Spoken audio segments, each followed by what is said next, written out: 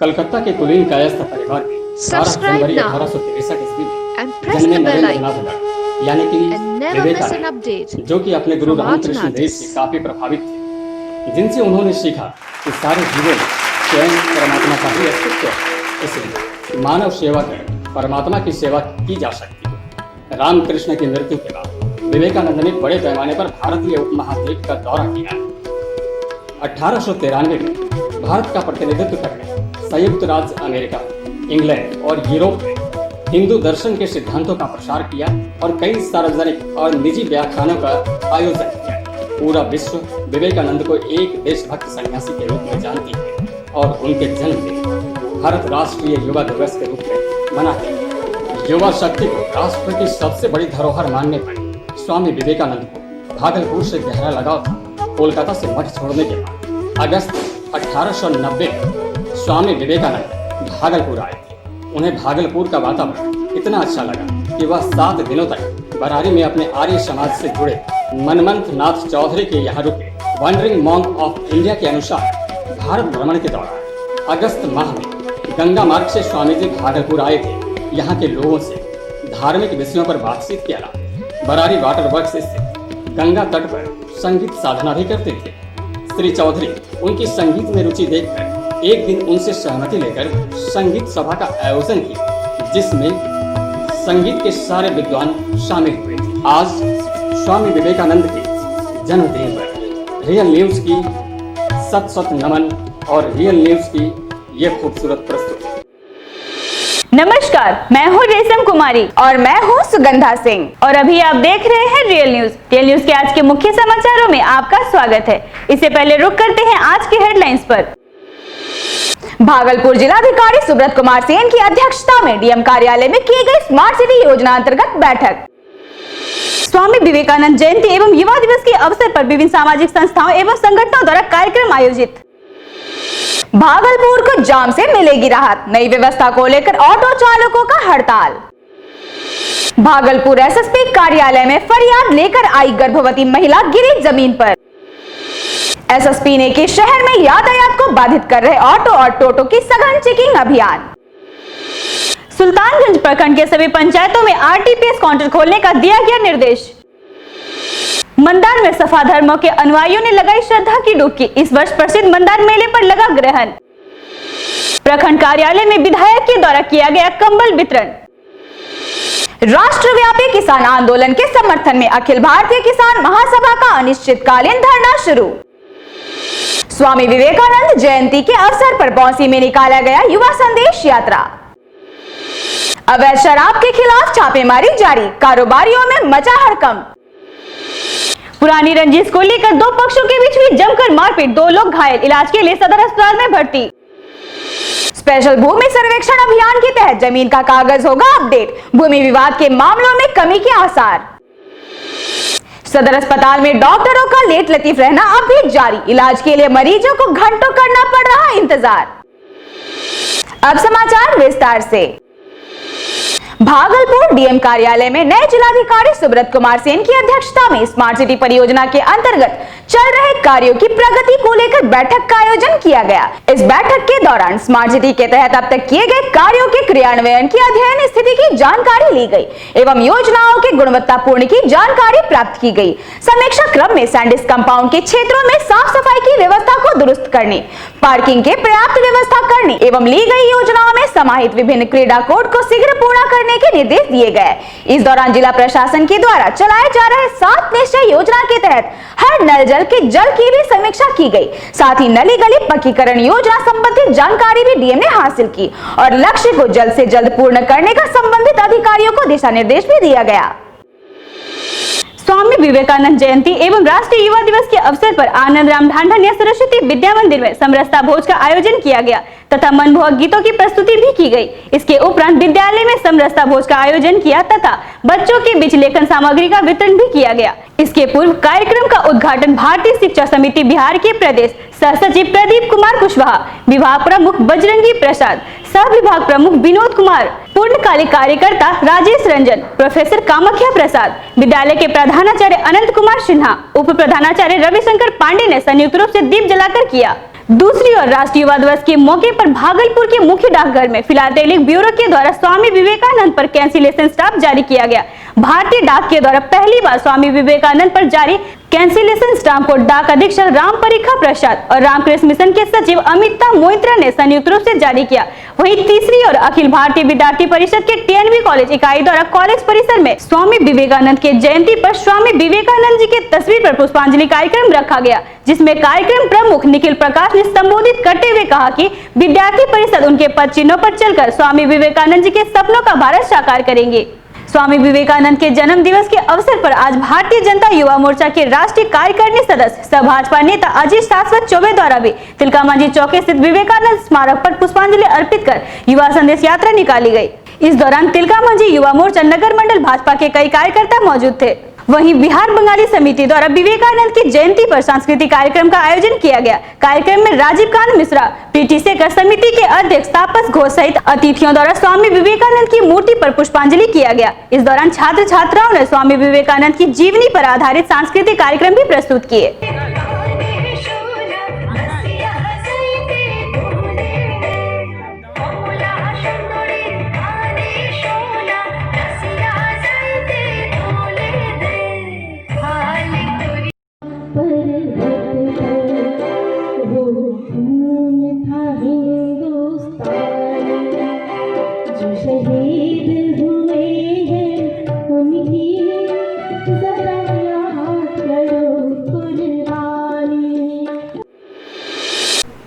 भागलपुर शहर जाम से हमेशा परेशान रहता है। इस व्यवस्था को दुरुस्त करने और भागलपुर शहर को जाम से छुटकारा दिलाने हेतु पूर्व डीएम प्रणव कुमार ने व्यवस्था बनाई थी कि ऑटो को शहरी क्षेत्रों में प्रवेश करने की इजाजत नहीं होगी, बल्कि जो भी बाहर के ऑटो का प्रवेश शहर में होगा उन्हें शहर के बाहर ही स्टैंड बनवाकर रोका जाएगा। शहर के अंदर सिर्फ ई रिक्शा के परिचालन को ही मंजूरी दी जाएगी। व्यवस्था तो अच्छी थी मगर अमल में लाया नहीं जा सका और तब तक डीएम प्रणव कुमार का तबादला भी हो गया। अब नए डीएम सुब्रत कुमार सेन इसे कैसे अमल में लाते हैं ये उन पर निर्भर करता है। इसी मुद्दे पर इधर आज शहर के ऑटो चालकों ने हड़ताल कर दिया और हद तो ये हो गई कि इनका कहना है कि अगर ऑटो को शहर में नहीं चलने दिया जाएगा तो ई रिक्शा को भी शहर में नहीं चलने देंगे। विभिन्न चौक चौराहों पर ऑटो हड़तालियों ने पैसेंजर उतारकर ई रिक्शा को रोकते दिखे। आइए देखते हैं आज की ये खास खबर। ऑटो चलेगा ना, ऑटो चलेगा, हम लोग को लूटना और ऑटो वाला घर में सोएगा। खाली गाने वाले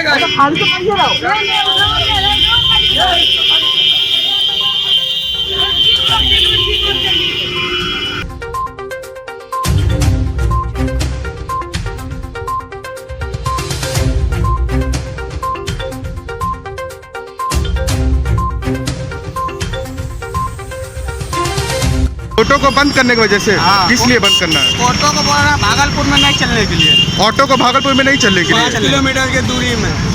तो ऐसे ये निर्णय किसके लिए द्वारा लिया गया? इसके लिए ना ऑटो चलेगा तो टोटो भी नहीं चलेगा। शहर के अंदर में टोटो है तो ऑटो भी रहेगा। को फालतू बजना 10 इंसान जो भूखा रहता है उसको देगा कौन खाने के लिए? जो बंद करवाता है नेतागिरी, उससे कोई बहस ना है। जीरो मान से वोट चलने देता, भागलपुर नौतनगर नहीं चलने देता, इसीलिए ऑटो बने तो टोटो भी बंद रहेगा। जगदीशपुर थाना क्षेत्र के पुरानी की एक गर्भवती महिला भागलपुर एसएसपी कार्यालय में न्याय की गुहार लगाने आई, जो एसएसपी कार्यालय में ही गिर पड़ी। महिला का जमीन विवाद को लेकर एक पड़ोसी से विवाद चल रहा था। उस विवाद के क्रम में पड़ोसी ने उक्त गर्भवती महिला को पेट में मार दिया था, जिसको लेकर गर्भवती महिला जगदीशपुर थाना गई थी, लेकिन जगदीशपुर थाना पुलिस ने महिला को फटकार लगाकर भगा दिया। फिर महिला न्याय के लिए अपनी परिजनों के साथ एसएसपी कार्यालय पहुंची, लेकिन लेट लतीफी के कारण महिला को अचानक पेट में दर्द होने लगा, जिससे दर्द के कारण महिला कराहने लगी और जमीन पर गिर गई। उक्त महिला को एसएसपी कार्यालय में मौजूद पुलिस के सहयोग से परिजनों के साथ इलाज के लिए अस्पताल ले जाया गया। वहीं पीड़िता के परिजनों ने पुलिस और पड़ोसी पर कई गंभीर आरोप भी लगाए हैं। कोई फोटो भेजा, जनिए फोटो भेजा मंगल के दिन से शुरू हो रहा, आज 8 दिन हुआ। फोटो भेजा, हम लोग कहा कि भाई नहीं फोटो हम लोग नहीं भेजा है। वो फोटो जो भेजा उसको आरोप लगाइए, केस मुकदमा जो करना है करिए। और उसको जा करके बोला कि उसका बेटा रोब दिखा रहा कि हम करा, हम नहीं, हम जो करना है करिए। रोब लगा रहा, अब 5 साल भी हमको जमीन जगह के बारे में मारा था, रंडी तंडी सब बनाया था। हर साल ऐसे वो करते रहता है जमीन के मामला में, रोड के मामला में। हम लोग मजबूर आदमी है, खाते कमाते हैं, हम लोग को कोई सहूलियत नहीं है किसी। कौन है जो ऐसा करता है? मोहल्ला का, उससे सब डरता है। आजम मुकर्रम सब डरता है, डर के मारे कोई न कुछ बोलता। पुलिस की पंचायतीकरण तो वहाँ थाना नहीं गए? थाना भी गए, थाना में मिला हुआ। पुलिस की जाओ जहाँ जाना, घर जाओ, कोई न कुछ करेगा, कुछ न करेगा, कुछ न करेगा। पुलिस के लड़का को कुटिया देंगे, गोली मारेंगे लड़के को। तुम कौन थाना गए थे? कौन? जगदीशपुर थाना रात में गया, रात में बगलपुर में रह गए। कोई नहीं सुना मेरा। यहाँ कहाँ आए थे? यहाँ आए थे डीएसपी के पास, इसके पास। हमारा घर में ढूक करके हमको बेइज्जत करी। पुलिस की तुम्हारा बूढ़ी पजामा फाड़ के मारेंगे रोड पर चिल्ला करके, और ना मिले घर में तो गंदी ले ले करके केवाड़ी गेट सब तोड़ दिया, चचरी बदरी सब तोड़ दिया। थाना का लोग भी दिया। क्या नाम हुआ? मेरा साहिबुन्निसा है। घर पुरैनी दक्षिण वाला बड़का बेटा पास आए। भागलपुर में लगने वाले जाम की समस्या से मुक्ति दिलाने के लिए भागलपुर एसएसपी नताशा गुड़िया के निर्देश पर यातायात प्रभारी डीएसपी राजेश कुमार और सार्जेंट मेजर के शर्मा के नेतृत्व में नाथनगर क्षेत्र में ऑटो और टोटो वाहनों के खिलाफ वाहन चेकिंग अभियान चलाया गया। इस दौरान दर्जनों वाहनों से जुर्माना भी वसूला गया एवं कई वाहनों को जब्त भी किया गया। विशेष वाहन चेकिंग अभियान के दौरान डीएसपी राजेश कुमार ने बताया कि भागलपुर में ऑटो और टोटो के कारण लगातार जाम की समस्या बनी रहती है। खासकर भागलपुर शहरी क्षेत्र में जो जाम की समस्या उत्पन्न हो जाती है, इस पर हम लोगों को विशेष नज़र है। खासकर जो है हमारे पुलिस कप्तान जो आई हैं उनको ज़्यादा इस पर नज़र है, और जाम की समस्या से कैसे यहाँ की जनता को निजात मिले, अधिक से अधिक राहत महसूस हो, इसके लिए हम लोगों ने सबसे पहले इस पर विचार विमर्श करके ये देखा कि बाहरी पता चला कि हम लोगों को क्या है और जाम लगा रहा है। तो सबसे पहले हम लोगों ने चंपानगर और नाथनगर का जो एरिया है उसको हम लोगों ने चेकिंग लगाया, लाइसेंस का चेकिंग या उसका ड्राइविंग लाइसेंस का चेकिंग। तो देखा गया कि ये 80-90% जो है ऑटो, और ये इससे बहुत बड़ा राहत मिला है और शहर में जाम की समस्या समाप्त हुई है। भागलपुर सुल्तानगंज प्रखंड के वीडियो नवल किशोर ठाकुर द्वारा पंचायतों को बहुत बड़ी खुशखबरी दी गई। प्रखंड में हंगामा व बिचौलियों का मनोबल को देखते हुए जिला प्रशासन ने बड़ी पहल शुरू की है, जिसे सभी पंचायतों में आरटीपीएस काउंटर खोलने की कवायद शुरू की गई। इस मामले में प्रखंड विकास पदाधिकारी नवल किशोर ठाकुर ने बताया कि जिला प्रशासन के निर्देश पर आरटीपीएस काउंटर अब सभी पंचायतों में लगाया जाएगा, जिससे पंचायतों की जनता को प्रखंड कार्यालय का चक्कर नहीं लगाना पड़ेगा। यह आरटीपीएस काउंटर बुधवार को पंचायत भवन में खोलने की बात कही गई। इस दौरान सीओ शंभू सरन राय एवं तमाम प्रखंड कर्मचारी मौजूद थे। कार्यालय आने में काफी कठिनाई होती थी और यहाँ पर ज्यादा भीड़ हो जाती थी। इसके मद्देनजर जिला पदाधिकारी के निर्देशानुसार सभी पंचायत भवनों में आरटीपीएस केंद्र का संचालन कल से प्रारंभ करने का निर्देश दिया गया है। पंचायत के जितने भी कार्यपालक सहायक हैं वो 10 बजे से लेकर 4 बजे तक सारे आवेदन प्राप्त करेंगे, पंजीबद्ध करेंगे, ऑनलाइन आरटीपीएस में करेंगे। 20 लाख तो पैसे जैसे ही इसका आरटीपीएस से निष्पादन होगा, प्रमाण पत्र निर्गत होगा, वो उसका प्रिंट आउट अपने पंचायत भवन से ही लाभार्थी ले सकते हैं। बांका जिले के मंदार में एक दिन बाद ऐतिहासिक मकर संक्रांति पर्व आरंभ होने वाला है। मकर संक्रांति पर्व के मौके पर मंदार पापड़नी सरोवर में लाखों लोग आस्था की डुबकी लगाएंगे, जबकि आदिवासी जनजाति सफा धर्मावलंबियों का पौराणिक मंदार में सोहराय पर्व से ही श्रद्धा भक्ति का पूजा अर्चना आरंभ हो गया। कोरोना के कारण सरकारी स्तर में मंदार मेला पर रोक लगा दी गई है। पर्यटन विभाग के द्वारा प्रतिवर्ष आयोजित होने वाले मंदार महोत्सव के बौसी मेला को भी स्थगित कर दिया गया है। हालांकि इस वर्ष कोरोना के कारण काफी कम संख्या में आदिवासी जनजाति समुदाय के सफा धर्मावलंबी मंदार की तराई पर पहुंच रहे हैं, जिनके ठंड से बचने के लिए अब तक एक अलाव की व्यवस्था भी नहीं की गई है। दूसरी ओर इस वर्ष कोविड-19 को लेकर मेला पर रोक लगा दिया गया है।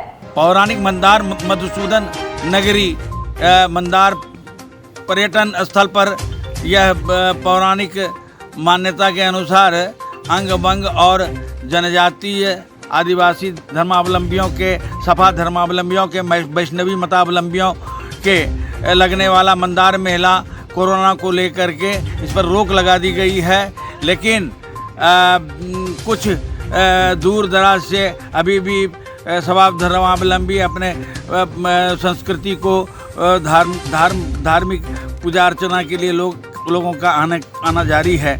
सरकारी स्तर से व्यवस्था की बात कही गई है, लेकिन नगण्य है। थोड़ी बहुत व्यवस्था चिकित्सा के नाम पर है, थोड़ी सुरक्षा व्यवस्था के नाम पर पापरनी में मकर संक्रांति के दिन लाखों लोग जहां डुबकी लगाते थे, बहुत कम लोग आ रहे हैं और यहाँ जाकर के सोहराय पर्व का शुरू होते ही आदिवासी जनजातियों का सभा धर्मावलंबियों का आने का सिलसिला जारी रहता है। बांका जिले के अमरपुर प्रखंड कार्यालय में विधायक जयंतराज कुशवाहा की अध्यक्षता में सरकारी योजना सामाजिक सुरक्षा योजना के तहत प्रखंड के असहायों के बीच कंबल का वितरण किया गया। जानकारी के अनुसार इस बढ़ती हुई ठंड को देखते हुए सामाजिक सुरक्षा योजना में आवंटित राशि का सही उपयोग करते हुए विधायक जयंतराज कुशवाहा के द्वारा लगभग 125 असहायों के बीच कंबल का वितरण किया गया। मौके पर वीडियो राकेश कुमार, सीओ प्रमुख, मुखिया एवं अन्य प्रखंड पदाधिकारी मौजूद थे। किस योजना के तहत ये कंबल वितरण किया जा रहा है? सामाजिक सुरक्षा योजना के तहत हम लोग को राशि दिया गया था प्रखंड स्तरीय कंबल वितरण करने के लिए। 50,000 रुपये की राशि थी, उसी में हम लोग 125 व्यक्तियों को कंबल वितरण विधायक जी की अध्यक्षता में कमलों के द्वारा करवा रहे हैं। इसके अलावा जनप्रतिनिधि प्रमुख महोदय हैं और इत्यादि वगैरह सब कंबल वितरण किया जा रहा है। इसका क्या उद्देश्य है? ये कंबल वितरण सरकार की ओर से एक योजना है, उसी के तहत में किया जा रहा है। जैसे कुछ राशि, बहुत कम राशि है लेकिन कुछ राशि है, उसी राशि में से कंबल वितरण किया जा रहा है। कितने लोगों के बीच वितरण किया जा रहा है? ये लगभग कितना है? 125। ये पूरा प्रखंड स्तर पे है? हाँ, 125 अमरपुर प्रखंड। नए कृषि कानून के खिलाफ देश की राजधानी दिल्ली सहित देश के सभी राज्यों में चल रहे किसान संघर्ष के समर्थन में अखिल भारतीय किसान महासभा द्वारा शेखपुरा जिला मुख्यालय से आज से अनिश्चितकालीन धरना शुरू हो गया है। इस बाबत किसान महासभा के जिला सचिव कमलेश कुमार ने बताया कि दिल्ली बॉर्डर पर लाखों किसान 1.5 महीना से अपनी मांगों को लेकर धरना प्रदर्शन कर रहे हैं। इस संघर्ष में अब तक 5 दर्जन किसान शहीद भी हो गए हैं, लेकिन मोदी सरकार वार्ता का नाटक कर देश के किसानों के साथ मजाक कर रही है। उन्होंने यह भी कहा कि केंद्र सरकार वार्ता का नाटक बंद करे और किसानों के साथ सम्मानपूर्वक समझौता करे। जब तक किसानों की मांग सरकार नहीं मानती तब तक धरना प्रदर्शन चलता रहेगा। साथ ही उन्होंने कहा कि किसानों को गुलाम बनाने वाली 3 कृषि कानून और बिजली विधेयक 2020 वापस लेने के लिए एमएसपी पर किसानों के धान की खरीद की गारंटी करने के लिए किसानों को कर्ज मुक्त करने की मांग पूरी होने तक यह धरना जारी रहेगा। सारे लोग देश में जान रहे हैं कि दिल्ली में जो दिल्ली का बॉर्डर है पंजाब, हरियाणा और राज्यों से लगा हुआ, वह बॉर्डर 1.5 महीने से पंजाब, हरियाणा सहित देश के अन्य राज्यों का किसान वहां जमे हुए हैं। सबको मालूम होगा कि इस 1.5 महीने के दरमियान में, इस कड़ाके ठंड में और कभी कभी होने वाली बरसात में लगभग 5 दर्जन किसान अब तक शहीद हो गए हैं। मैं कहना चाहूँगा कि इस देश के किसान जो मांग कर रहे हैं मोदी सरकार से, जो 3 काला कानून लाया गया है उसको वापस लेने का डिमांड जो किसानों का है, उसके समर्थन में और किसानों के लिए यहाँ की सरकार जो न्यूनतम समर्थन मूल्य की घोषणा करती है, मैं कहना आज भारतीय जनता युवा मोर्चा बांका जिला इकाई द्वारा आयोजित स्वामी विवेकानंद जयंती के अवसर पर बौंसी में युवा संदेश यात्रा संपन्न हुआ। कार्यक्रम की अध्यक्षता युवा मोर्चा जिलाध्यक्ष रंजीत यादव ने किया। इस कार्यक्रम में मुख्य अतिथि के रूप में भाजपा जिलाध्यक्ष विकास सिंह उपस्थित हुए। यह कार्यक्रम युवा संदेश यात्रा होटल गोकुल विहार बौंसी से होकर हनुमान मंदिर चौक होते हुए हाई स्कूल के समीप से वापस होते हुए गोकुल विहार बौंसी होटल में यात्रा संपन्न हुआ एवं एक सभा आयोजित की गई। भाजपा जिलाध्यक्ष विकास सिंह ने कहा, उठो जागो और तब तक मत रुको जब तक कि मंजिल प्राप्त न हो जाए। हम सभी युवा आज के दिन स्वामी जी के जन्म दिवस को राष्ट्रीय युवा दिवस के रूप में मनाते हैं। इस कार्यक्रम में भाजपा जिला मंत्री हीरालाल मंडल, श्रीकांत रजक, पुनीता सिंह, अभिजीत आनंद, नवनीत आनंद, विकास मिश्रा, स्वीटी कुमारी सहित भाजपा के कई कार्यकर्ता मौजूद थे। शेखपुरा थाना अंतर्गत सुदासपुर गांव में छापेमारी कर थाना पुलिस ने भारी मात्रा में शराब सहित उसे बनाने के अन्य उपकरण बरामद किया है। शेखपुरा थानाध्यक्ष के नेतृत्व में अचानक हुई इस छापेमारी से अवैध शराब कारोबारियों में हड़कंप मच गया है और अभी फिलहाल यह छापेमारी जारी है। मिली जानकारी के अनुसार अभी तक इस कार्रवाई में 4 बाइक जब्त कर ट्रैक्टर से थाने भेजा गया है। वहीं एक शराब कारोबारी को भी पुलिस ने गिरफ्तार किया है। छापेमारी खत्म होने के बाद ही बरामद शराब, जब्त सामान और गिरफ्तारियों की आधिकारिक सूचना मिलेगी। गौरतलब हो कि नए एसपी ने आते ही सभी थानाध्यक्षों को शराब कारोबार खत्म करने का सख्त निर्देश दिया था, जिसके बाद पुलिस लगातार कार्रवाई कर रही है।